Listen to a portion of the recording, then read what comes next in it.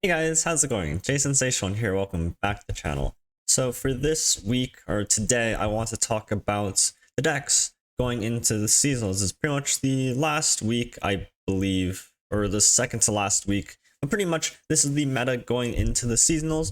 So if you're either looking to climb to secure a spot for the top 700s, or just climb overall in general, whenever you want to play some ranked. This is pretty much what the meta is going to look like, in my opinion. I'm going to go over the 5 top decks, the 5 most popular and strongest decks out there, and then there's a few picks at the very end that I think are very, very promising despite what it seems. So let's jump into it, and let's start off with TF Annie. So for the first deck here, we have TF Annie. So this is, in my opinion, probably the most consistent, probably like the best climbing deck. It's just very flexible in how it works. It has game into most things that aren't like Shadow Owl's control decks, and does pretty well into some of the meta decks as well. So this is just a classic twist on this Bilgewater Noxus tempo deck. I did make a video of this earlier this week, so feel free to check that out if you want to find some games on it. But this is the most played deck on America's Ladder at the moment, I believe. You'll notice that this is pretty sparse on units, and that's because it is just very jam-packed with spells in order to capitalize on Ravenbloom Conservatory. You have a lot of draw cards here in order to not only cycle through your deck to find the removal that you need, or to find the Ravenbloom Conservatory, but also to provide you with an like alternate way of winning the game through leveling Twisted Fate, which again, some decks in the meta currently don't really have ways of answering back row units, especially like a Twisted Fate. So if a Twisted Fate can stick on board, you have 7 whole draw 2 spells in order to level up Twisted Fate. This deck just works as pretty much any sort of Noxus mid-range tempo deck, utilizing very cheap removal such as Flock and Disintegrate to really just make do with a lot of bigger and badder units. It's just very efficient. You have TF Red card, you have the stuns, you have Go Wide with Sentry. It's overall just very, very well-rounded. Again, I don't have Rex in my list. I think it's a little bit too slow. You have to play it very specifically in order to proc it, and it doesn't really have as much impact until after Tybalt comes down. So in my opinion, Rex is unnecessary in this deck list, and this is probably a version that I'm pretty happy with, and I've put in a couple of reps in as well.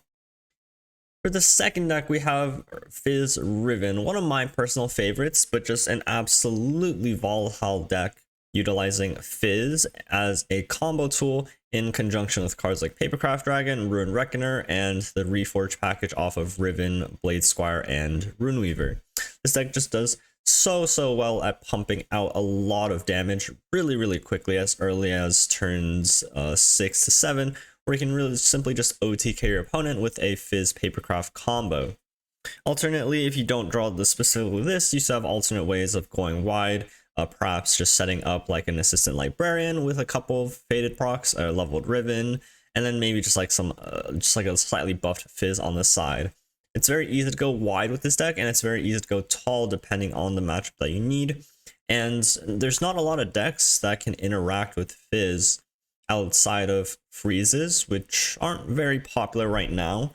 And outside of that, really, there's just there needs to be Hush, which again, not very popular right now either. This deck just does, again, so well. You can pair Fizz with Papercraft and then an overwhelm card like Might or the Reforge card off of Riven to race down your opponent, and that's really what the meta is like right now. Either you're trying to race down your opponent, because a lot of decks right now can kill you around this turn 6, turn 7 mark, especially Fizz Riven and some other decks as well. So being able to be a step faster than your opponent is going to give you that edge in that race. Otherwise, you have to be playing a much more control-y deck, such as the TF Annie, which aims to just remove a lot of your opponent's units, or you have to play a burn deck, which is faster. But Fizz Riven, I think, is one of my favorites, and is also up there in the top 5 decks of the meta going into seasonals. Now, continuing on this pattern of racing our opponents, we have TF Nami. This is the infamous elusive buff deck with cards like Wiggly Burblefish that can be reduced down to 0.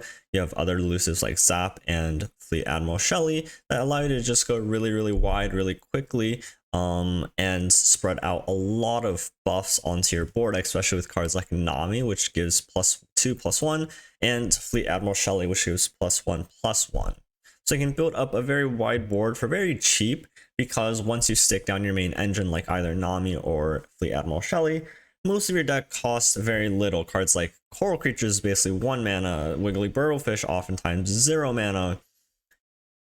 You have abilities of generating more Burblefish off of like Fading Memories, and then you have a lot of very cheap pump spells in order to just pump out the buffs and just smack your opponent for lethal damage.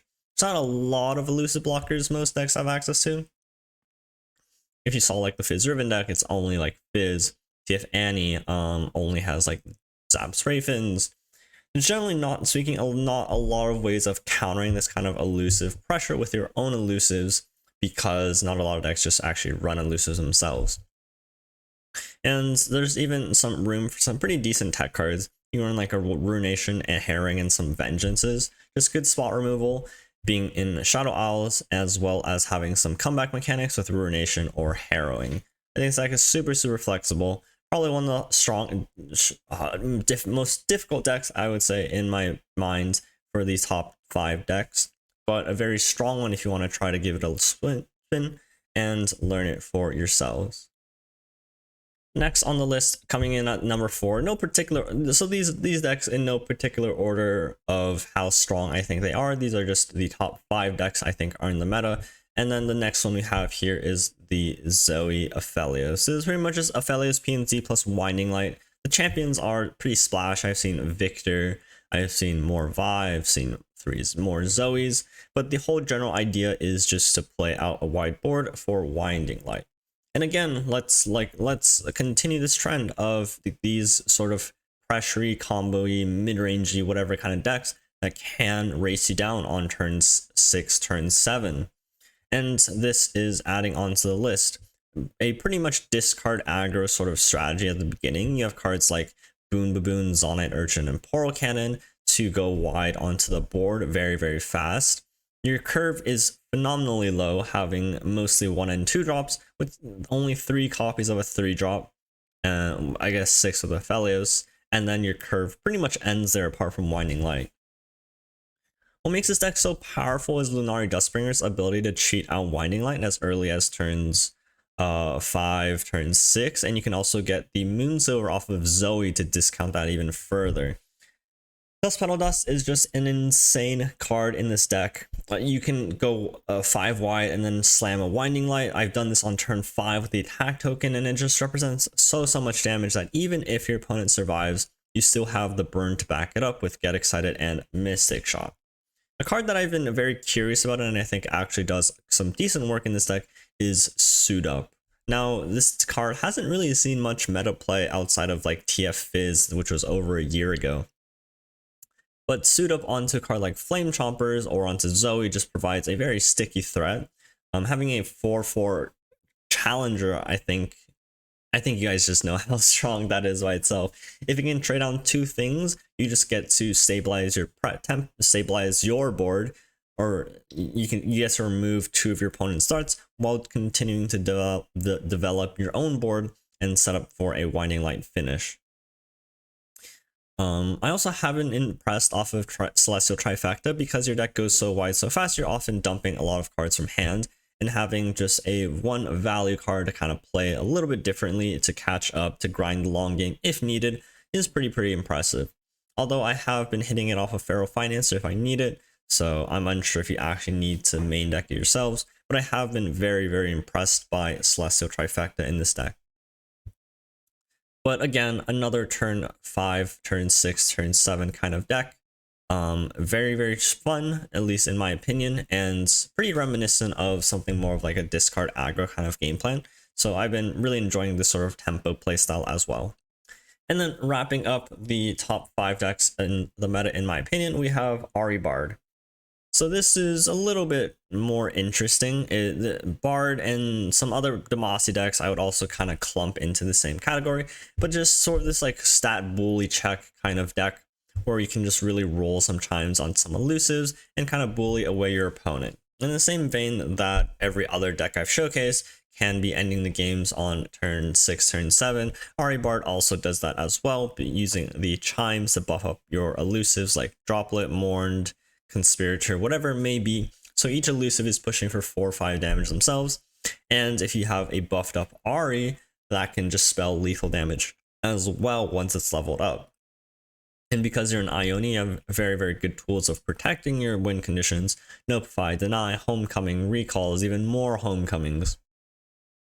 This deck does very, very well at stalling your opponent's game plan, but also representing a very fast one of yourselves. If you guys enjoyed playing a lot of Ken Ahri back in the day, this is probably the most reminiscent of that sort of playstyle.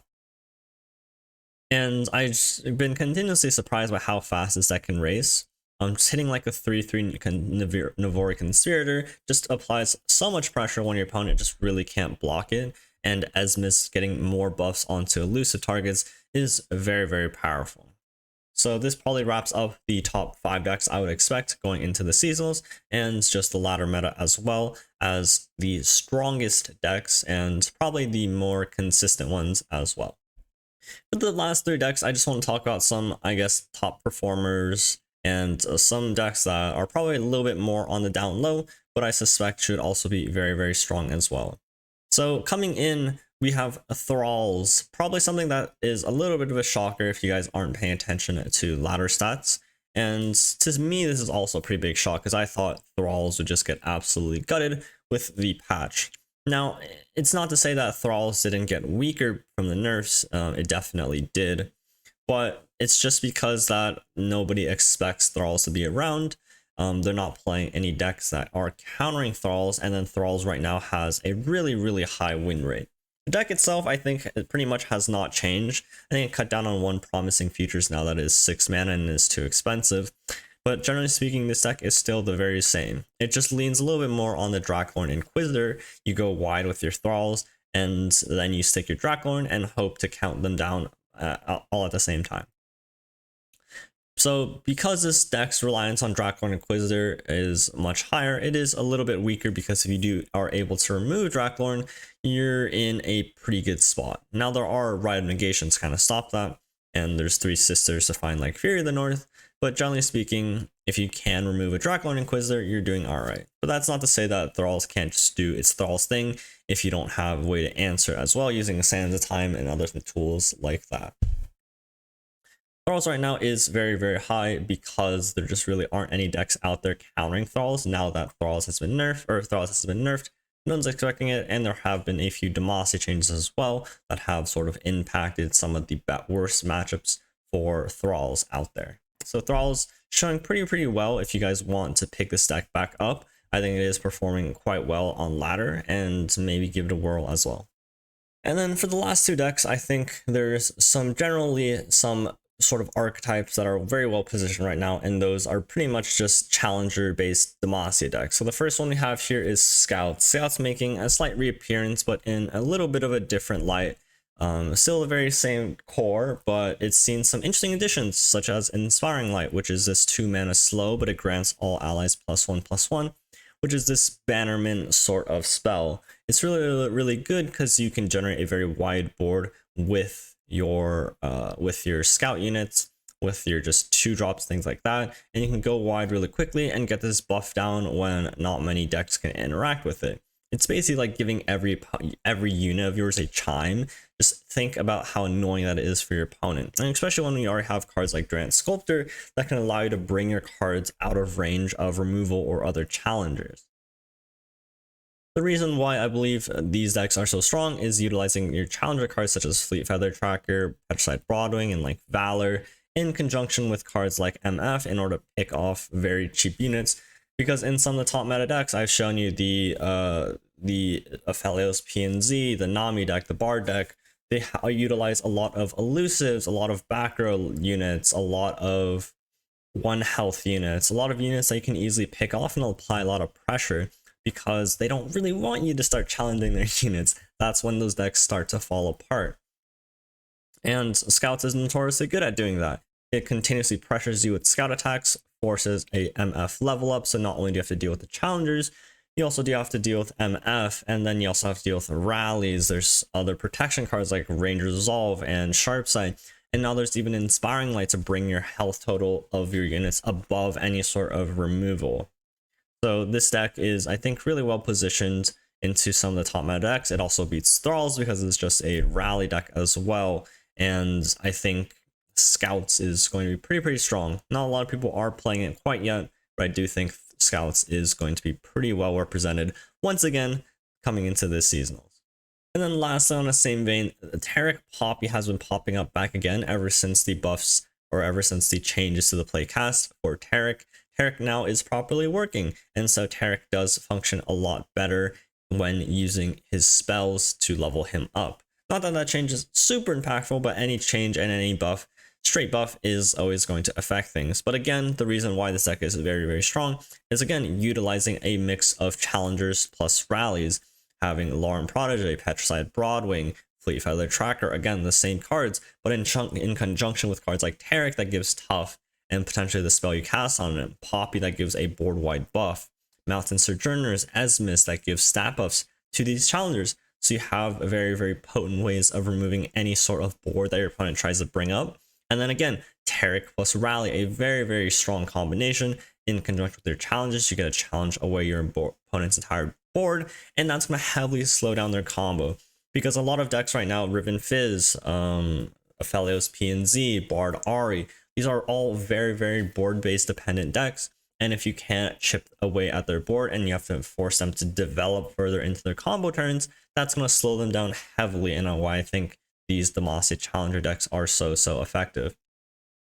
I believe Taric Poppy right now is the second highest win rate deck in AM Masters, and I thought it was worthy of an addition here because even though the deck itself is not very popular, I think in the same vein as Scouts, it does fit up a very similar role in the meta, and I think are pretty good considerations for a sort of Demacia based lineup.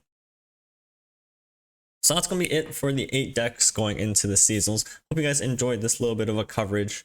Let me guys know if you have any questions surrounding any of the decks, and I'll do my best to answer them. But good luck on ladder to anybody who's still trying to either clinch a spot for seasonals or just trying to make it to the next rank. I wish you the best of luck. This has been Jason Station, and I'll catch you guys tomorrow for some more Runeterra Jeopardy. So it should be fun. Feel free to tune in tomorrow, and I'll catch you guys later. So peace out, guys, and take care.